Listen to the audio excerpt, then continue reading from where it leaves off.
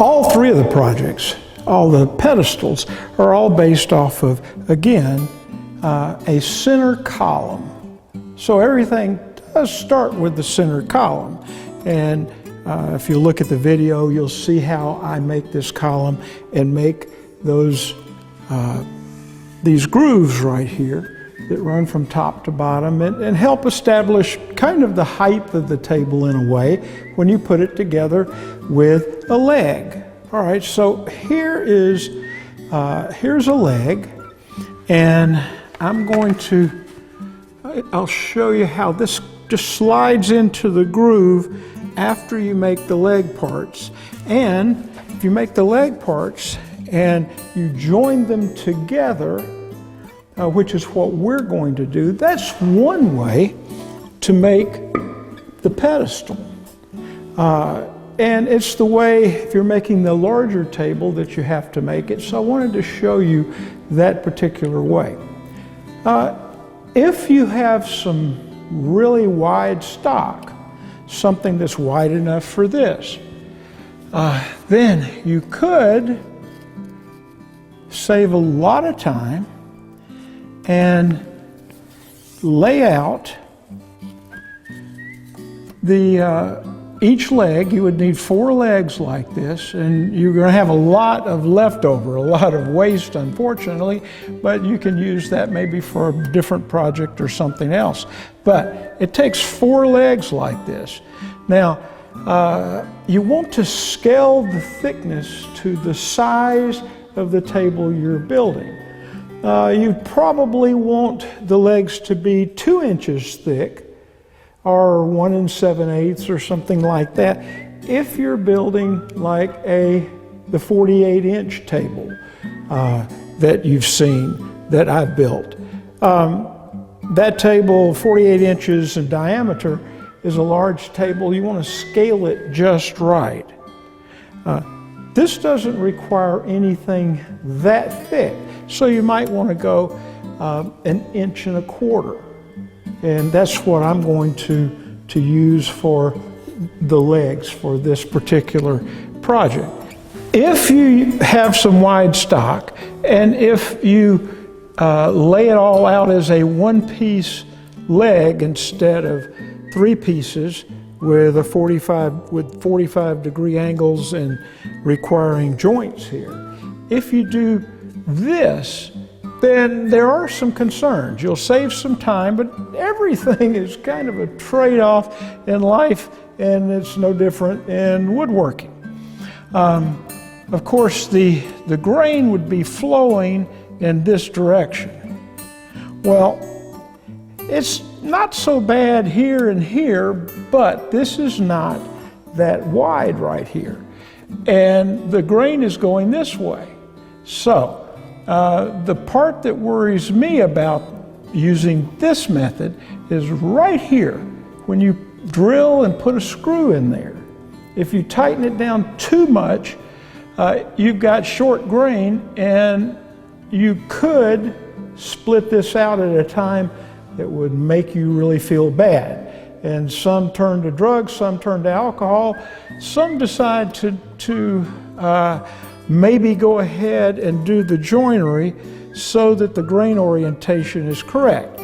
Now, if the grain orientation is correct, you've got grain running this way in that part, and this way in this part, which keeps you from having any short grain, and this direction in this part.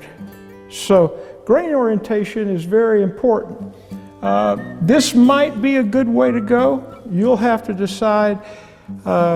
Doing the joinery is always a good way to go, and you don't need to use such wide boards, and you won't have as much waste. So there are the considerations. Well, we're going to start doing the 3-piece leg. Actually, 3 patterns here. We've got the column, the legs, all in one pattern. We have the tabletop, a quarter of the tabletop in a pattern. And this is for about a 22-inch square, or I'll show you, I'm going to do something kind of special here. tabletop. And then we've got a pattern for the column itself, the part that has all of these grooves in it. And so those are the patterns that we'll be using here. Now, the first thing is I have milled up some lumber, and I've got an edge here that is square. It's square both ways, and this edge is not squared off.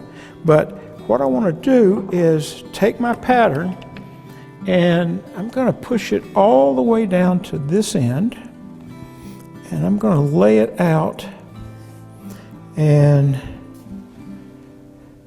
do a little tracing. Now, when you trace a pattern, you want to be knowledgeable about something called pattern creep. Now, pattern creep is not something that happens at Halloween. Pattern creep is not somebody in your neighborhood that is kind of a creep that maybe you would refer to as pat creep. This kind of creep is one where we draw a line, we trace a line on the outside of the pattern up against it, and we forget that we need to cut along that line and eventually get rid of this white line here, or the line that we made for our pattern. If we don't, then everything gets bigger, and pretty soon the scale of our project has changed a little bit. So what I want to do is I made a couple of marks here that I think are very important. Made a mark here and a mark there. What I want to do is I want to use my square here on the 45-degree side, and I want to lay it so that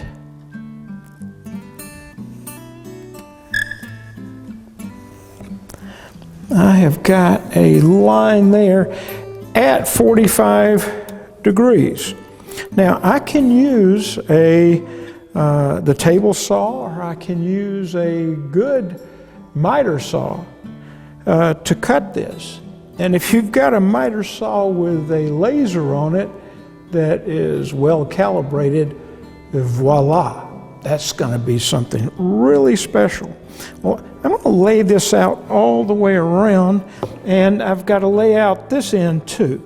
So I'm just going to go from this corner to that line right there and make 45 degrees. 45 degrees is really good because for your project, you should be able to set some, if you have trouble with angles, you should be able to set that on your saw and cut that without a problem. And then right here, this part's going to be waste right there. And this is going to be waste, and that's going to be waste. So it'll leave this as the part of your leg. This is the lower part where we will attach the bottom of the leg, and then this is the upper part where we'll attach the upper part of the leg that attaches to the tabletop. So we've got that laid out. Now, it's very important. I am going to lay this out all the way around. This is a Prismacolor pencil, and you can get it at it's white, you can get it at an arts and crafts big box store. And on walnut, they work just great. Now, they are prone to breaking. But if I'm going to cut a joint that has multiple surfaces, what I'll do is I will use a marking knife, and we will actually cut to those cut lines. this doesn't require that so much. But I am going to mark it out all the way around, because as I start to cut, I've always found that when I get to the saw that I need to mark it in a different direction because I've turned it over, and a lot of parts are kind of mirrored parts and require that. So also, when you mark out, you find out if your stock is square or not. Well, this comes all the way around to a square point right there. It makes me feel good because it's square. And if it was misaligned at that point, then I would know that I had some work to do before I could lay this out. Now, this edge right here, this edge is going to go against the fence, if at all possible, when I make this cut right here. So it's important to know which edge is going to go against the fence, and try to remind yourself of that. And let's see, we need to mark this edge up here too. And all right, from there, all we need to do is line it up from this corner and draw a line.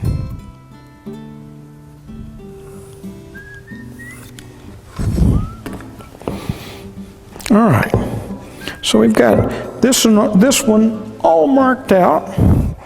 We're ready to go to I'm going to go to the miter saw.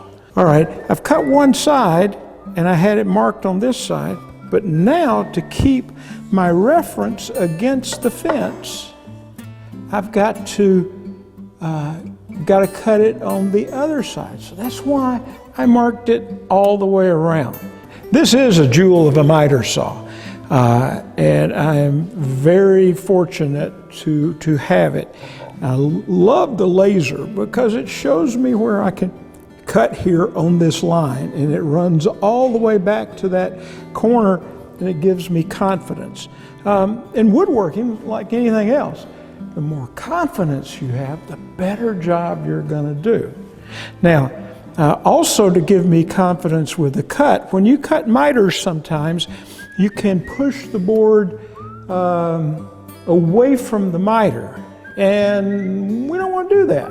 So what I did was use this little hole down here, which is part of the saw, and I think it'll do a nice job for us. Let's see.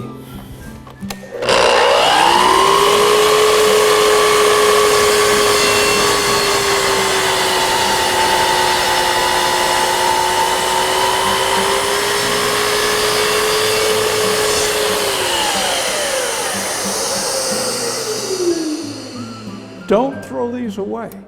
Later on, they're going to help us with gluing up the joints. All right, there we go. This shows the basic layout when you're trying to figure out what materials do I need.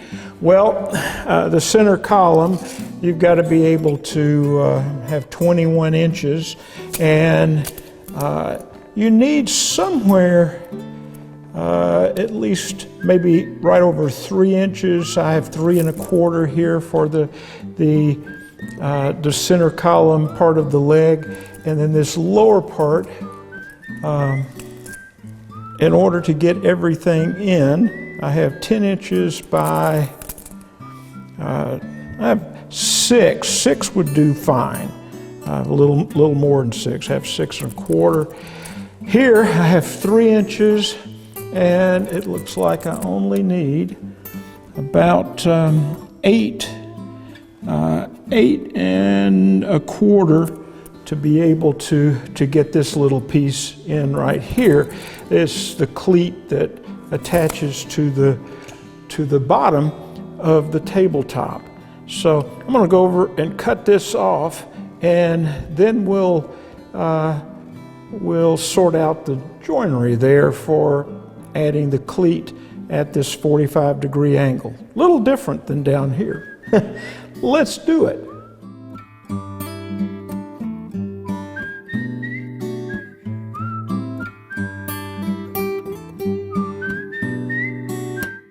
Woodworking is like chess in a way, or anything where you need to think a couple of steps ahead and have a strategy. Well, if you just cut this off right here and you took the foot and you did your joinery and you wanted to glue it up, you wouldn't have a way to clamp it, because this is what you would have. You have the center column, and then you'd have this piece way over here. It would be hard to clamp. If you put pressure here, it would open it up and pull it away. So what I've done is to think ahead and to try to find a way to make this joint right here, do the joinery first and then make it an art project.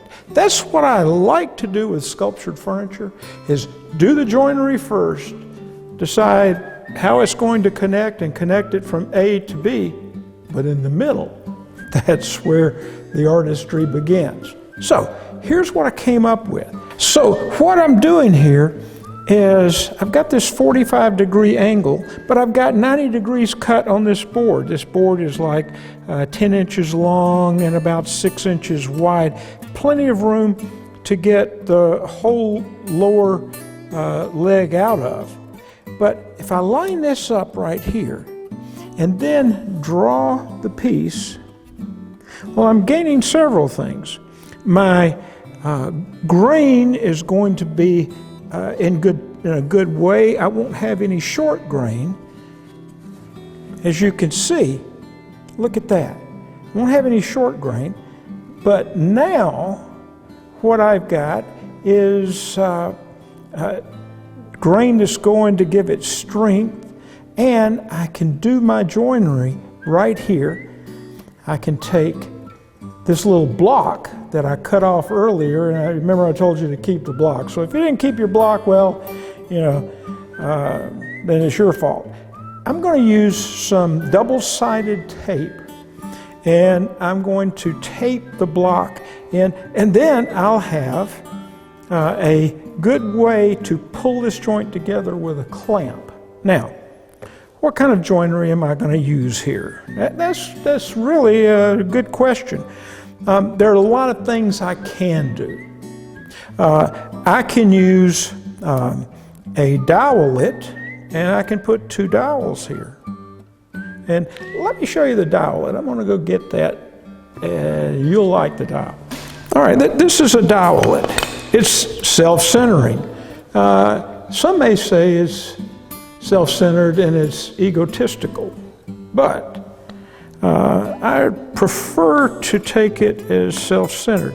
I can make some little marks, and using the dowelet, decide whether I'm going to use, I probably want to use 1/2-inch dowels.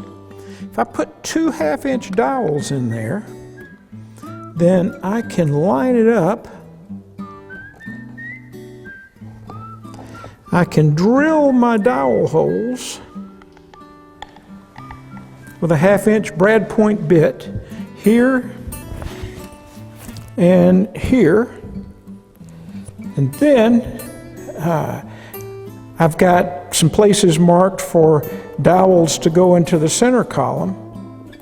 And very quickly, I've constructed a very nice joint. Lots of glue, lots of surface, a good bit of strength.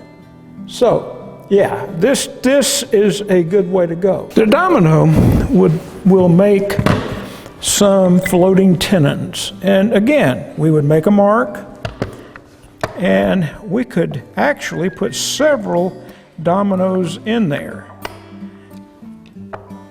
Flip it over, hit our marks again, and we would have like 4 dominoes holding that joint. That is another way you could do it. If you've got a biscuit joiner, you can use the biscuit joiner just like the domino. And that gives you 3 different ways to make this joint. Well, I need to pick one. So what I'm going to do is to show you how simple it is to do with the plain old honest to goodness, no fooling around dowel it. Okay, just like the clamping strategy, we need to have a strategy for where we're going to place our dowels or our dominoes. We need to know where we're going to put those. And we don't want to put them in a place where we're going to discover them when we, later on in the project, when we're sculpting or whatever. So, away from this inside curve, if we come down like 1 inch and we put one right here, I think that would be an excellent place. So since we're dealing with a 45-degree angle, I am going to mark this. Okay, now we could put 2, I think, without a problem, that maybe go in 1 inch on each side of the joint. So let's come down 1 more inch. And we'll place another here.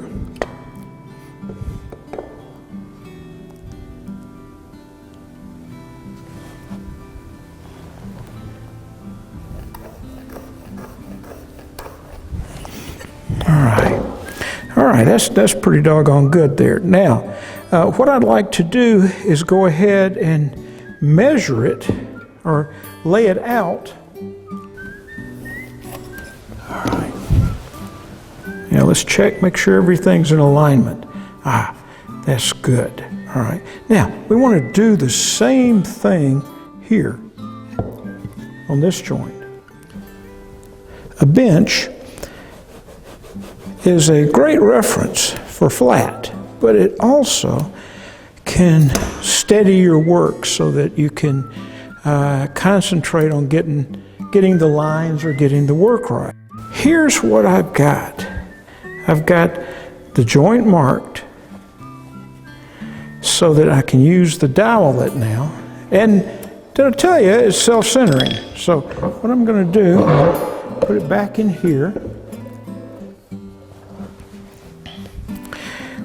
And the right there's some little line to help me with alignment.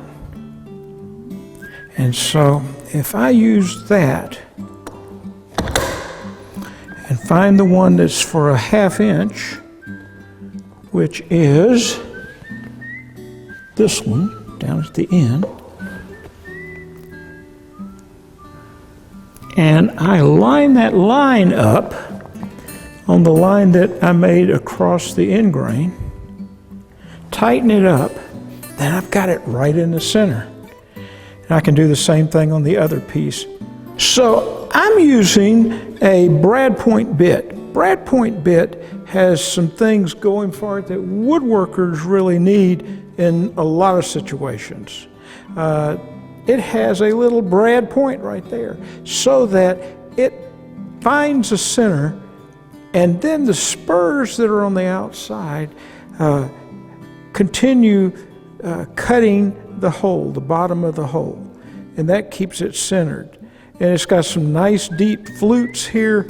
It's almost a perfect drill bit for woodworking. Now, I need to go all the way through and then to go about 1 inch deep. So here's what I've done. Put a spacer up here. This just happens to be a stack of magnetic pieces that are 1/8 of an inch thick. I've got a spacer here, and that's going to give me the inch that I need. And then, so if I put it in a drill and I drill down there, we'll see what we get. Got my electric drill, as we say in the South.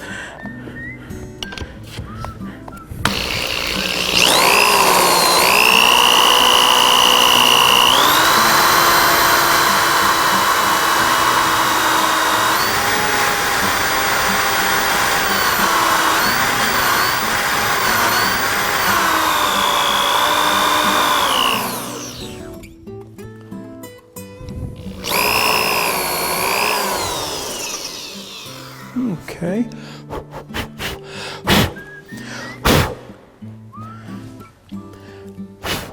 All right. Now, let's see if we can shift it over.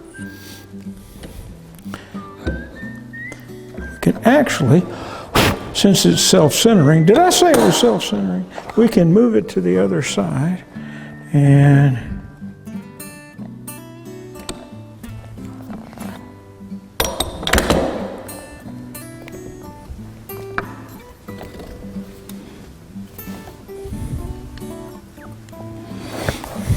now we can drill here.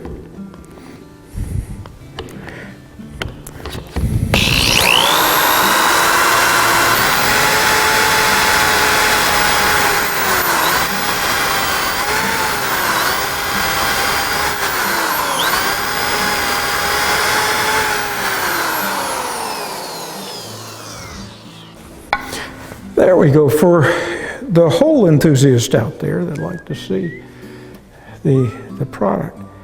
Yeah, that's where we're going to put those 1/2-inch dowels. That's just one side.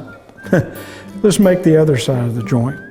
Okay, it takes 2 dowels at each end of the column leg to make up the joints. So what I do is I go to the big box store and I get the oak hardwood dowels, 1/2-inch size, and but they're not ready. They're not ready to even go in the hole right now.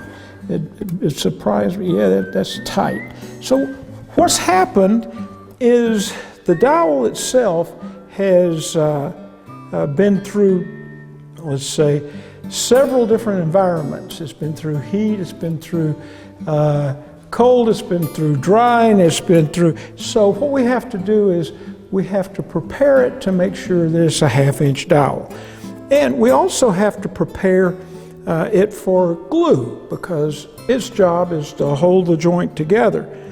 Now, I want to chamfer. That's putting like a 45-degree angle just on the edge of each end of the dowel itself. So here I've got this thing that's kind of like a pencil sharpener. And this is a little dowel, this is a little plate, a fluting plate that you can get from a woodworking tool store.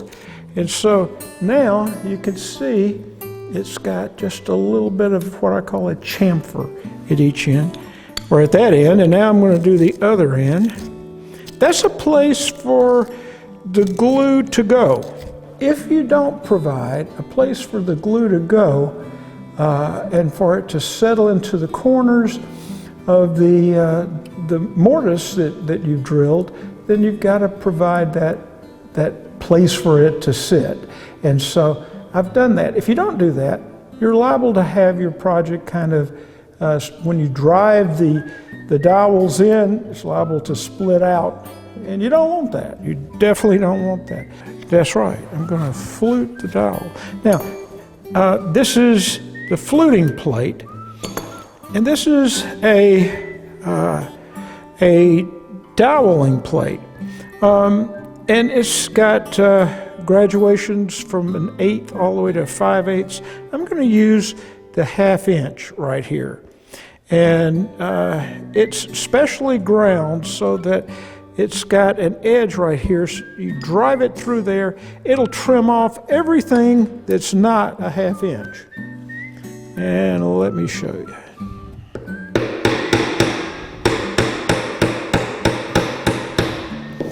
All right. So see this that's coming off? What's down here has been trimmed to a 1/2-inch. This is the extra that we're getting rid of.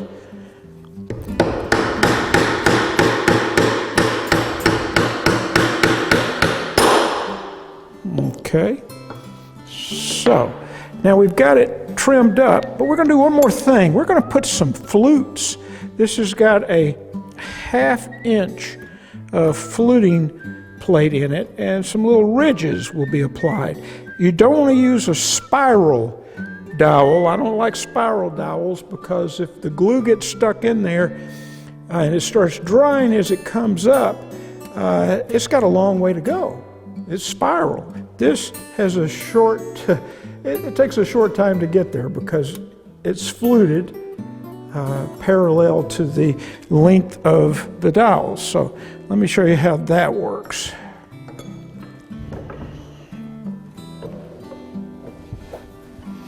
So I'm just going to drive it through there.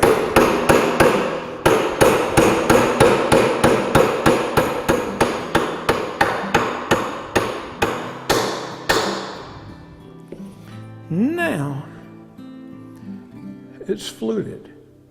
You can take a carving tool, a V-type carving tool, and you can put some flutes in it like that too. It's the way I did it when I started out, and I realized that that's what it needed. Now, it should, go into the hole nicely. So, I'll do the others, and then we'll see if it comes together, and I'll show you how to glue it up.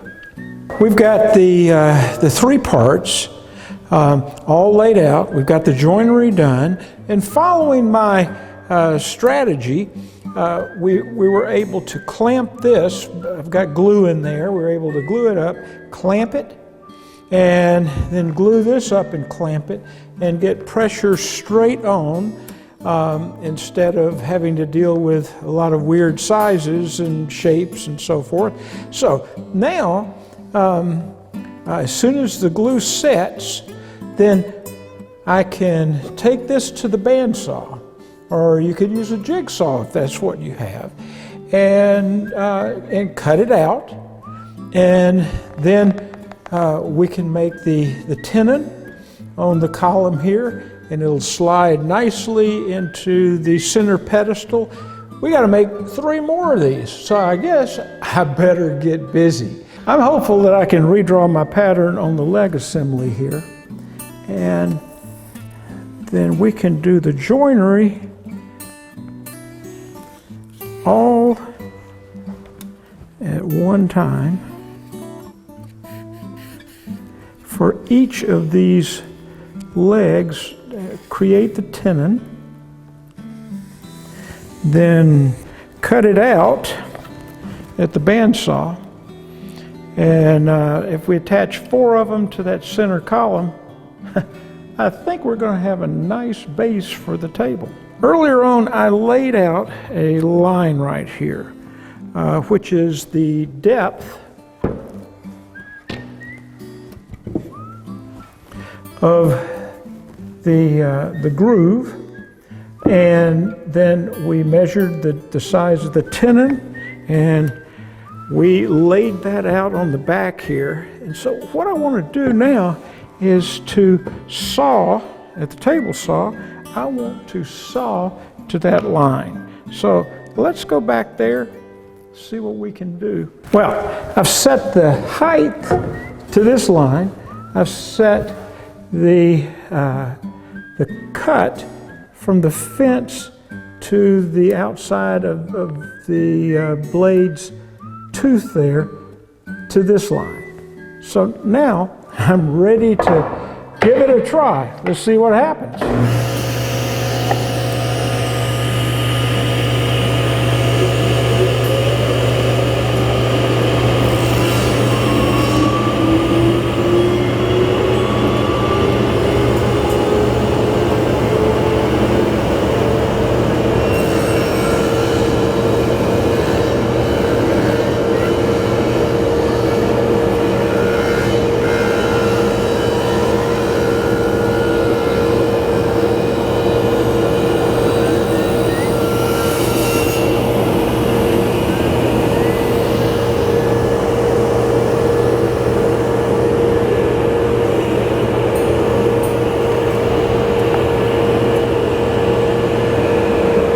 All right, it looks good. If I just flip it over now, I can get the same effect on the other side.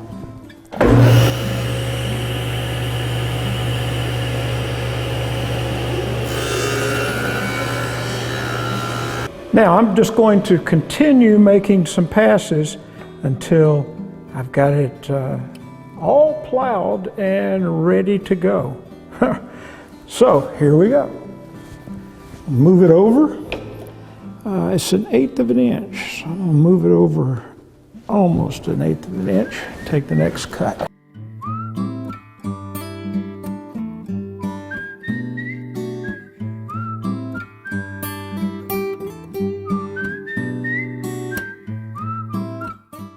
Now, if you want to cut right up to this edge, you can do that. But if you're careful, you'll have just a little bitty piece like that that you can really just kind of break right off. And if you do want to cut up to that edge, you can attach a sacrificial fence. In other words, a fence just to this fence here, one that you can cut into, and when you're tired of cutting into it, you can throw it away. So, yeah, let me clean this up a little bit, and then we'll see. Now, this is an opportunity here for some hand tools.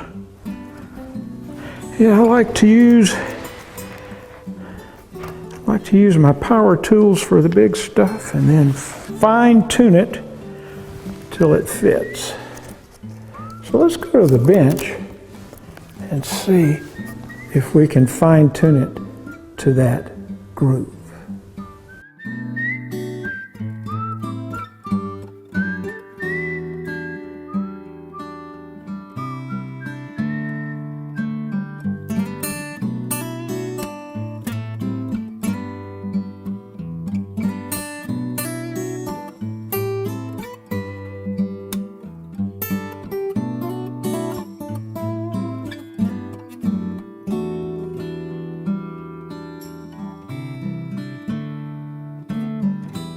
All right, so we have a good fit. Now all we need to do is to take this to the bandsaw, cut on our lines, and we've got a nice leg.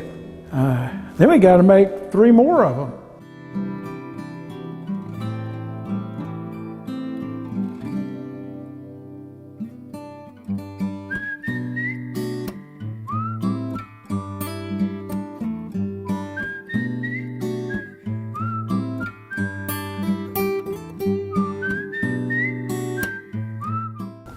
Well, I thought about taking a nap, but if I keep on pushing, I can get the other 3 legs done.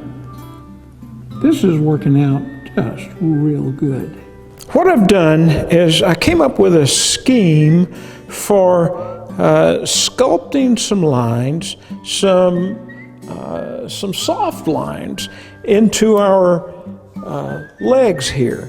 The reason I did that is these lines can pull your eye around the work, around the pedestal itself, and we don't want it to be blockish, or we don't want it to be clunky. We want it to flow. And so to do that, I drew some lines here, and then I have worked these lines, and so there is actually a line that you can feel that goes all the way around, and it comes back down the other side. And in the process of doing that, it highlights some things. One, it's thinner down here at the foot. I've done some thinning out and some tapering, and I'll show you how I did that, and show you how to use a pattern to lay that out. And I've tapered it this way, tapered it in, and down at the bottom I've tapered it in that direction a little bit to make a nice little foot out of it. And we also, of course, have this cove here, and what I wanted to do was, as I bring this line out, as I sculpt this line, I want it to cross over into that, into the area where the cove is, and I want it to round all the way to that line. And then that line comes all the way up like I was showing you. This is tapered also. So if you look at this from the side, it's not just a straight leg. The leg has different thicknesses in different places, and this element right in here, this big round over, it gives the leg a feel of being larger, and it adds more curves to it that have some meaning. So in order to do that, I'm going to show you from start to finish how to make the next leg match this one as much as possible. I got a 3/4 inch rounding over bit in my router. I've got it set to make a full cut. So the outside edge of the carbide cutter is flat, where they're on the same plane with the bottom of the router. And when you do that, a good way to do it is, before you lock it down, is just to, on a plunge router, drop it down to where it's just catching the edge of something that you're sitting on, and that way you know you're going to get a full cut. Locations that are marked, and I'm just going to route from here to here. Now if I kept going, there would be a balance problem, and we would also, I would rather shape this part by hand between this point and that point. So I'm going to do this arc right here, and then I'm going to come over and go from there to there, from that point to that point. And that will set a trend, something for me to work to, and it'll also help me come up with the lines, the soft lines that I want to end up working out. So with a router, with a handheld router, you're going to move usually from left to right. And then if you're moving around something, eventually you'll get over here, and on the inside it's going to be right and to left there. Keep that in mind. You don't want to end up going the wrong way.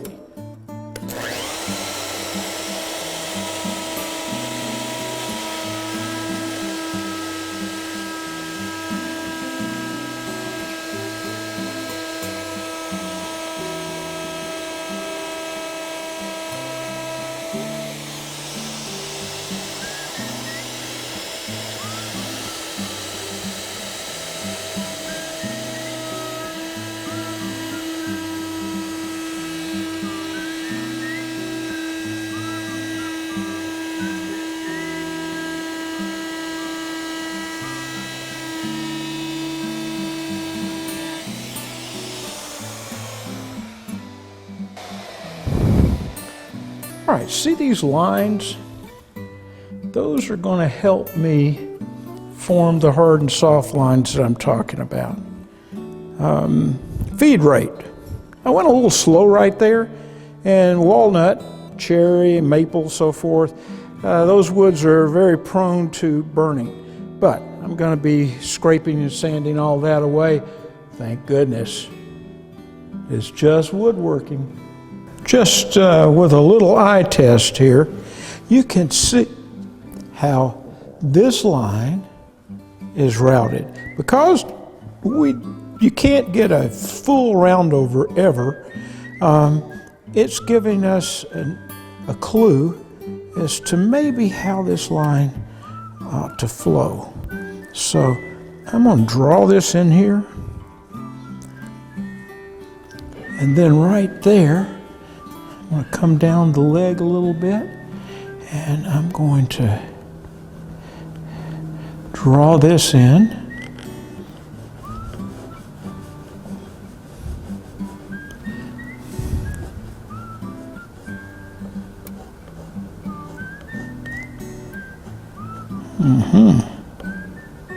It needs to come in, and then this way.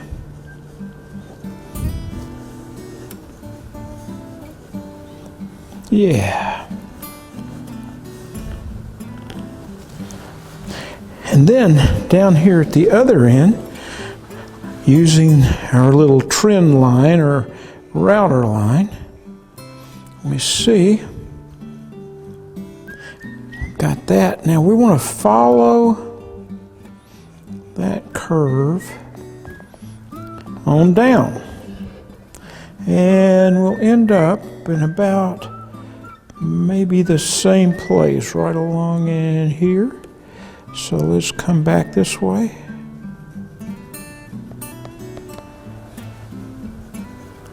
And then down here, helps, of course, to have these things sitting out so that we can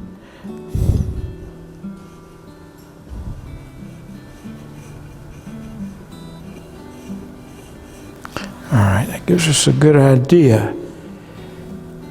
Now, up here, we want to continue on.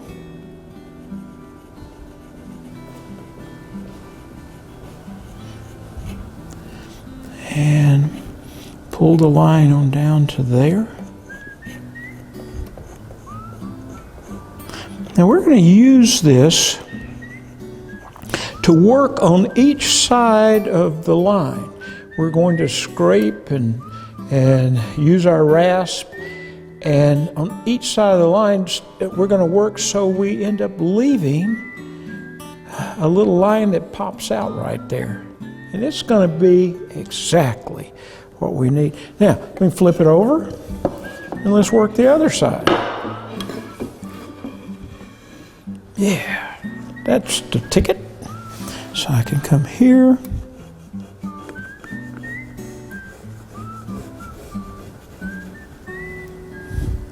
And then come back there.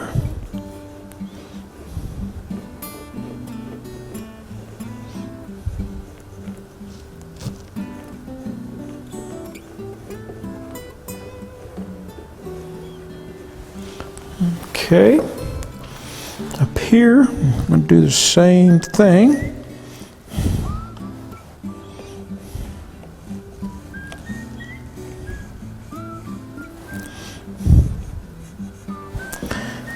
I'm going to work down to about there.